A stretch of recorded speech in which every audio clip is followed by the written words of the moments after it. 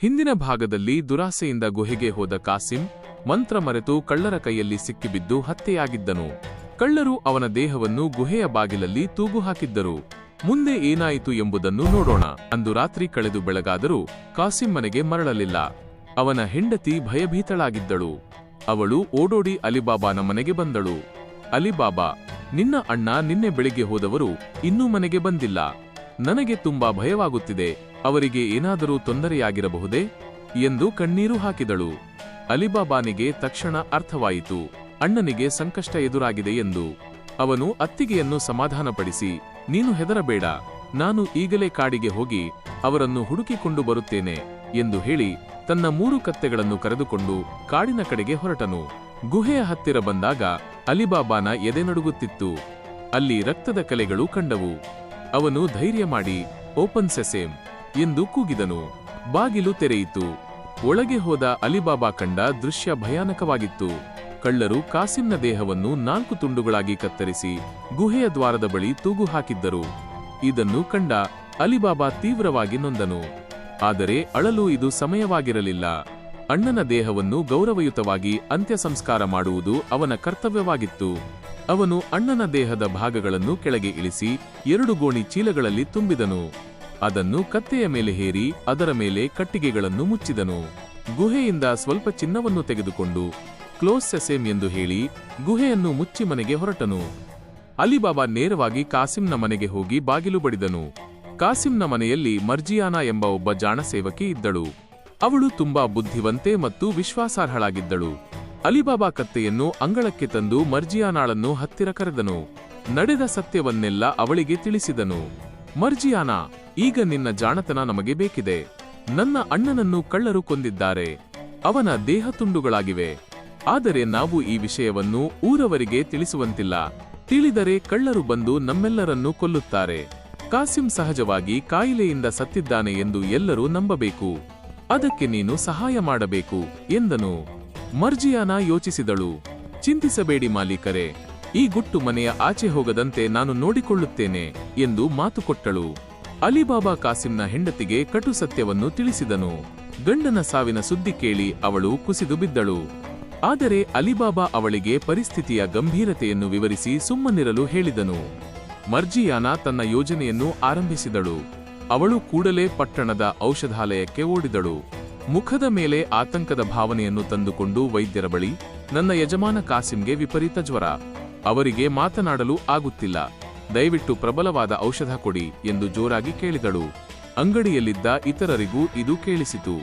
ಮಾರನೇ ದಿನ ಬೆಳಿಗ್ಗೆ ಮತ್ತೆ ಅದೇ ಅಂಗಡಿಗೆ ಹೋಗಿ ಅಳುತ್ತಾ, ಔಷಧ ಕೆಲಸ ಮಾಡುತ್ತಿಲ್ಲ, ಅವರು ಸಾಯುವ ಹಂತದಲ್ಲಿದ್ದಾರೆ ಎಂದು ಔಷಧ ಪಡೆದಳು. ಹೀಗೆ ಕಾಸಿಂ ತೀವ್ರ ಅನಾರೋಗ್ಯದಿಂದ ಬಳಲುತ್ತಿದ್ದಾನೆ ಎಂಬ ಸುದ್ದಿ ಊರಲ್ಲೆಲ್ಲ ಹಬ್ಬಿತು. ಸಂಜೆ ಹೊತ್ತಿಗೆ ಕಾಸಿಂ ಇನ್ನಿಲ್ಲ ಎಂದು ಮನೆಯಲ್ಲಿ ಜೋರಾಗಿ ಅಳುವ ಸದ್ದು ಬಂತು. ನೆರೆಹೊರೆಯವರು ಬಂದು ನೋಡಿದಾಗ ಕಾಸಿಂ ಸತ್ತಿದ್ದನು. ಯಾರೂ ಅನುಮಾನ ಪಡಲಿಲ್ಲ. ಎಲ್ಲರೂ ಪಾಪಜ್ವರದಿಂದ ತೀರಿಕೊಂಡರು ಎಂದುಕೊಂಡರು. ಆದರೆ ಒಂದು ದೊಡ್ಡ ಸಮಸ್ಯೆ ಇತ್ತು. ದೇಹ ತುಂಡುಗಳಾಗಿತ್ತು. ಇದನ್ನು ಹಾಗೆಯೇ ಹೂಳಲು ಸಾಧ್ಯವಿರಲಿಲ್ಲ. ಹಾಗೆ ಮಾಡಿದರೆ ಜನರಿಗೆ ಕೊಲೆ ಎಂಬುದು ತಿಳಿಯುತ್ತಿತ್ತು. ದೇಹವನ್ನು ಹೊಲಿಯುವವರು ಬೇಕಿತ್ತು. ಮರ್ಜಿಯಾನಾ ರಾತ್ರಿ ಯಾರಿಗೂ ಕಾಣದಂತೆ ಮನೆಯಿಂದ ಹೊರಟಳು. ಪಟ್ಟಣದ ಮೂಲೆಯಲ್ಲಿ ಬಾಬಾ ಮುಸ್ತಫಾ ಎಂಬ ಮುದುಕ ದರ್ಜಿ ಇದ್ದನು. ಅವನು ತುಂಬಾ ಅನುಭವಿ. ಮರ್ಜಿಯಾನಾ ಅವನ ಬಳಿ ಹೋಗಿ ಒಂದು ಚಿನ್ನದ ನಾಣ್ಯವನ್ನು ಅವನ ಕೈಗಿಟ್ಟಳು. ಮುದುಕ ಆಶ್ಚರ್ಯಚಕಿತನಾದನು. ನಿನಗೊಂದು ಕೆಲಸವಿದೆ. ಆದರೆ ನಿನ್ನ ಕಣ್ಣಿಗೆ ಬಟ್ಟೆ ಕಟ್ಟಿಕೊಂಡು ನನ್ನ ಜೊತೆ ಬರಬೇಕು. ಅಲ್ಲಿ ಒಂದು ಕೆಲಸ ಮುಗಿಸಿಕೊಟ್ಟರೆ ಇನ್ನೊಂದು ಚಿನ್ನದ ನಾಣ್ಯ ಕೊಡುತ್ತೇನೆ ಎಂದಳು. ಹಣದ ಆಸೆಗೆ ಬಾಬಾ ಮುಸ್ತಫಾ ಒಪ್ಪಿದನು. ಮರ್ಜಿಯಾನಾ ಅವನ ಕಣ್ಣಿಗೆ ಕಪ್ಪು ಬಟ್ಟೆ ಕಟ್ಟಿ ಕಾಸಿಂನ ಮನೆಗೆ ಕರೆತಂದಳು.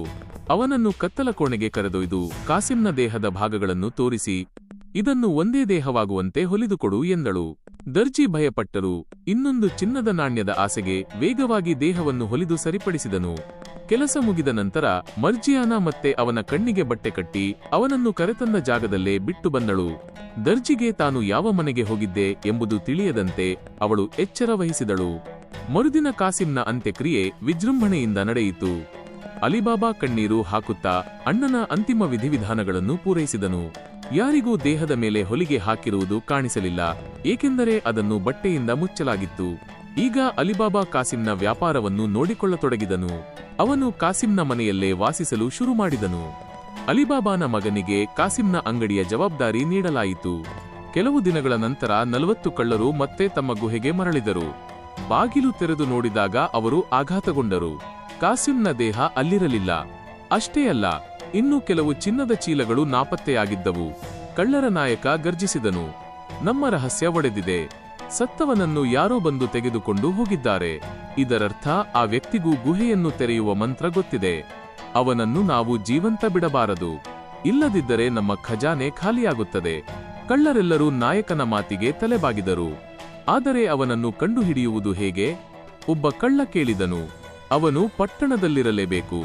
ಸತ್ತವನ ದೇಹವನ್ನು ತೆಗೆದುಕೊಂಡು ಹೋಗಿ ಸುಮ್ಮನೆ ಇರಲು ಸಾಧ್ಯವಿಲ್ಲ. ಅಂತ್ಯಕ್ರಿಯೆ ನಡೆದಿರಲೇಬೇಕು. ನಮ್ಮಲ್ಲಿ ಒಬ್ಬನು ಪಟ್ಟಣಕ್ಕೆ ಹೋಗಿ ಗೂಢಚಾರಿಕೆ ಮಾಡಬೇಕು ಎಂದು ನಾಯಕ ನಿರ್ಧರಿಸಿದನು. ಒಬ್ಬ ಚಾಲಾಕಿ ಕಳ್ಳ ಈ ಕೆಲಸಕ್ಕೆ ಒಪ್ಪಿಕೊಂಡನು. ಅವನು ಮಾರುವೇಷ ಧರಿಸಿ ಪಟ್ಟಣಕ್ಕೆ ಬಂದನು. ಬೆಳಗಿನ ಜಾವ ಪಟ್ಟಣದ ಬೀದಿಗಳಲ್ಲಿ ಅಲೆದಾಡುತ್ತಿದ್ದಾಗ ಬಾಬಾ ಮುಸ್ತಫಾನ ಅಂಗಡಿ ತೆರೆದಿರುವುದನ್ನು ಕಂಡನು.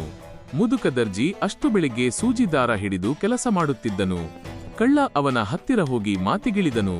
ತಾತ, ಇಷ್ಟು ಮುಂಜಾನೆ ಕಣ್ಣು ಕಾಣಿಸುತ್ತದೆಯೇ ಎಂದು ಕೇಳಿದನು. ಬಾಬಾ ಮುಸ್ತಫಾ ನಗುತ್ತಾ, ನನ್ನ ಕಣ್ಣುಗಳು ಹದ್ದಿನಷ್ಟು ಚುರುಕು. ಮೊನ್ನೆ ರಾತ್ರಿ ಕತ್ತಲಲ್ಲಿ ಕಣ್ಣಿಗೆ ಬಟ್ಟೆ ಕಟ್ಟಿದ್ದರೂ ನಾನು ಒಂದು ಶವವನ್ನು ಹೊಲಿದು ಬಂದೆ. ಅಷ್ಟು ಅನುಭವ ನನಗಿದೆ ಎಂದು ಬಾಯಿ ತಪ್ಪಿ ಹೇಳಿಬಿಟ್ಟನು. ಕಳ್ಳನ ಕಿವಿ ನೆಟ್ಟಗಾಯಿತು. ಶವವನ್ನು ಹೊಲಿದೆಯಾ? ಎಲ್ಲಿ? ಯಾರದು ಎಂದು ಕುತೂಹಲದಿಂದ ಕೇಳಿದನು. ಅದು ನನಗೆ ಗೊತ್ತಿಲ್ಲ.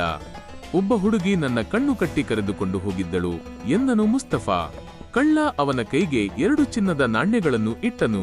ನೀನು ನನ್ನನ್ನು ಆ ಮನೆಗೆ ಕರೆದುಕೊಂಡು ಹೋದರೆ ಈ ಹಣ ನಿನಗೆ. ನೀನು ಹೆಜ್ಜೆ ಎಣಿಸಿದ ನೆನಪಿರಬಹುದು, ಪ್ರಯತ್ನಿಸು ಎಂದು ಪುಸಲಾಯಿಸಿದನು. ಚಿನ್ನದ ಆಸೆಗೆ ಬಿದ್ದ ದರ್ಜಿ ಕಳ್ಳನನ್ನು ಕರೆದುಕೊಂಡು ಹೋಗಿ ತನ್ನ ನೆನಪಿನ ಶಕ್ತಿಯಿಂದ ಅಂದಾಜಿಸಿ ಅಲಿಬಾಬಾ ಮನೆಯ ಮುಂದೆ ಬಂದು ನಿಂತನು. ಬಹುಶಃ ಇದೇ ಮನೆ ಇರಬೇಕು ಎಂದನು. ಕಳ್ಳ ಖುಷಿಯಿಂದ ಆ ಮನೆಯ ಬಾಗಿಲಿಗೆ ಬಿಳಿ ಬಣ್ಣದ ಸುಣ್ಣದಿಂದ ಒಂದು ಎಕ್ಸ್ ಗುರುತು ಹಾಕಿದನು. ರಾತ್ರಿ ನಾವೆಲ್ಲರೂ ಬಂದು ಇವನ ಕಥೆ ಮುಗಿಸೋಣ ಎಂದುಕೊಂಡು ಕಾಡಿಗೆ ಮರಳಿದನು. ಸ್ವಲ್ಪ ಸಮಯದ ನಂತರ ಮರ್ಜಿಯಾನ ಕೆಲಸದ ಮೇಲೆ ಹೊರಗೆ ಬಂದಳು. ಬಾಗಿಲ ಮೇಲೆ ಹಾಕಿದ್ದ ವಿಚಿತ್ರವಾದ ಬಿಳಿ ಗುರುತನ್ನು ಅವಳು ಗಮನಿಸಿದಳು. ಅವಳು ಚುರುಕು ಬುದ್ಧಿಯವಳು. ಇದು ಖಂಡಿತವಾಗಿಯೂ ಒಳ್ಳೆಯದಲ್ಲ. ಯಾರೋ ನಮ್ಮ ಮನೆಯನ್ನು ಗುರುತು ಮಾಡಿದ್ದಾರೆ. ಇದು ಕಳ್ಳರ ಕೆಲಸವೇ ಇರಬೇಕು ಎಂದು ಊಹಿಸಿದಳು. ಅವಳು ಗಾಬರಿಗೊಳ್ಳಲಿಲ್ಲ. ಬದಲಾಗಿ ಒಂದು ಸುಣ್ಣದ ತುಂಡನ್ನು ತೆಗೆದುಕೊಂಡು ಬೀದಿಯಲ್ಲಿದ್ದ ಎಲ್ಲಾ ಮನೆಗಳ ಬಾಗಿಲಿಗೂ ಅದೇ ರೀತಿಯ ಗುರುತು ಹಾಕಿದಳು. ರಾತ್ರಿ ಕಳ್ಳರು ಪಟ್ಟಣಕ್ಕೆ ಬಂದರು. ಗೂಢಚಾರ ಕಳ್ಳ ನಾಯಕನನ್ನು ಕರೆದುಕೊಂಡು ಬಂದು, ಇಲ್ಲಿದೆ ನೋಡಿ ಗುರುತು, ಇದೇ ಮನೆ ಎಂದನು. ಆದರೆ ಪಕ್ಕದ ಮನೆಯ ಮೇಲೂ ಅದೇ ಗುರುತಿತ್ತು. ಅದರ ಪಕ್ಕದ ಮನೆಯ ಮೇಲೂ ಇತ್ತು. ಇಡೀ ಬೀದಿಯ ಎಲ್ಲಾ ಮನೆಗಳ ಮೇಲೂ ಎಕ್ಸ್ ಆಸ್ ಗುರುತಿತ್ತು. ಕಳ್ಳರ ನಾಯಕನಿಗೆ ವಿಪರೀತ ಕೋಪ ಬಂತು. ಮೂರ್ಖ, ಯಾವ ಮನೆ ಎಂದು ನಮಗೆ ಹೇಗೆ ತಿಳಿಯುವುದು? ಎಲ್ಲರ ಮನೆಯ ಮೇಲೂ ಗುರುತಿದೆ ಎಂದು ಬೈದು ಆ ಕಳ್ಳನನ್ನು ಅಲ್ಲೇ ಶಿಕ್ಷಿಸಿದನು. ಅವರು ಅಂದು ರಾತ್ರಿ ವಾಪಸ್ ಹೋಗಬೇಕಾಯಿತು. ಮರುದಿನ ಇನ್ನೊಬ್ಬ ಕಳ್ಳ ದರ್ಜಿಯನ್ನು ಕರೆದುಕೊಂಡು ಬಂದು ಮತ್ತೆ ಮನೆಯನ್ನು ಪತ್ತೆ ಮಾಡಿ ಈ ಬಾರಿ ಕೆಂಪು ಬಣ್ಣದ ಗುರುತು ಹಾಕಿದನು. ಆದರೆ ಮರ್ಜಿಯಾನ ಮತ್ತೆ ನೋಡಿ ಊರಿನ ಎಲ್ಲ ಮನೆಗಳಿಗೂ ಕೆಂಪು ಗುರುತು ಹಾಕಿದಳು. ರಾತ್ರಿ ಬಂದ ಕಳ್ಳರು ಮತ್ತೆ ಗೊಂದಲಕ್ಕೀಡಾಗಿ ವಿಫಲರಾದರು. ಕಳ್ಳರ ನಾಯಕನಿಗೆ ಈಗ ಅರ್ಥವಾಯಿತು, ನನ್ನ ವೈರಿ ಸಾಧಾರಣದವನಲ್ಲ, ಅವನ ಮನೆಯಲ್ಲಿ ಯಾರೋ ಮಹಾನ್ ಬುದ್ಧಿವಂತರು ಇದ್ದಾರೆ ಎಂದು. ಈಗ ನಾನೇ ಸ್ವತಃ ಹೋಗುತ್ತೇನೆ. ಯಾವುದೇ ಗುರುತು ಹಾಕುವುದಿಲ್ಲ. ಆ ಮನೆಯನ್ನು ನನ್ನ ಕಣ್ಣಿನಲ್ಲಿ ಸೆರೆ ಹಿಡಿದು ಬರುತ್ತೇನೆ ಎಂದು ನಾಯಕ ಶಪಥ ಮಾಡಿದನು. ಮುಂದುವರಿಯುವುದು.